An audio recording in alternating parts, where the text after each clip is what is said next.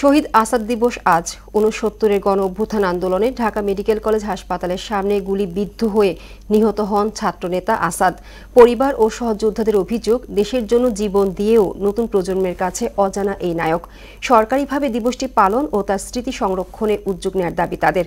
মাহবুবুর রহমানের প্রতিবেদন জানাচ্ছেন শারমিন স্বর্ণা। আমানুল্লাহ মোহাম্মদ আসাদুজ্জামান, তবে তিনি সর্বসমক্ষে শহীদ আসাদ নামেই পরিচিত।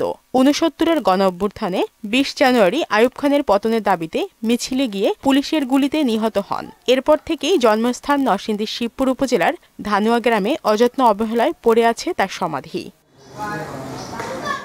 দেশের জন্য জীবন উৎসর্গ করা এই বীরকে ভালো করে চেনে না এ প্রজন্ম। তার নামে শিবপুর কলেজের নামকরণ হলেও কলেজের বেশিরভাগ শিক্ষার্থীর কাছে অজানা তিনি। তাই প্রকৃত সম্মান চান তার পরিবারের সদস্যরা।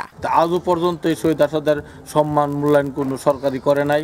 আমরা এই পর্যন্ত পারিবারিকভাবে আমরা বহুত দাবি দেওয়া উপস্থাপন করছি। বিভিন্ন মিডিয়াতে আমরা শহীদ আসাদ সম্বন্ধে আমরা পূর্ব অনেক বছর যাবতে আমরা বিভিন্নভাবে উপস্থাপন করছি যে শহীদ আসাদকে সম্মান দেওয়া হোক, শহীদ আসাদকে মূল্যায়ন করা হোক।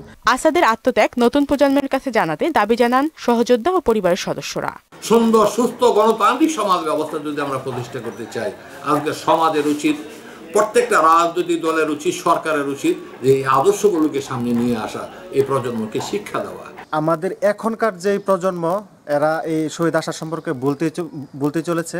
স্মৃতিচারণে এখানে একটা জাদুঘর করা হোক, মিউজিয়াম করা হোক, যেন আমরা যারা আছি এবং আমাদের পরবর্তী যে প্রজন্ম আসবে ৬৯-এর গণ অভ্যুত্থান কি এটা যেন জানতে পারে। আসলে আমার শহীদ দিবসটা যে আমাদের কলেজে কোনো সময় পালন করা হয় না, এই জন্য জানাও হয় না। আমাদের কলেজে এটা কোনোদিন পালন করা হয়নি, তাই আমরা শহীদ বুদ্ধিজীবী দিবস সম্পর্কে জানি না।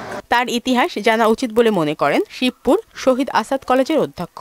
জাতীয় পর্যায়ে যারা অবদান রেখেছে, শহীদ আসাদ সহ আরও যারা আছে, তাদের ইতিহাসকে পাঠ্যপুস্তকে বিভিন্ন পর্যায়ে অন্তর্ভুক্ত করার জন্য সরকারিভাবে শহীদ আসাদ দিবস পালন ও তার স্মৃতি সংরক্ষণে উদ্যোগ নেওয়ার দাবি সচেতন মহলের।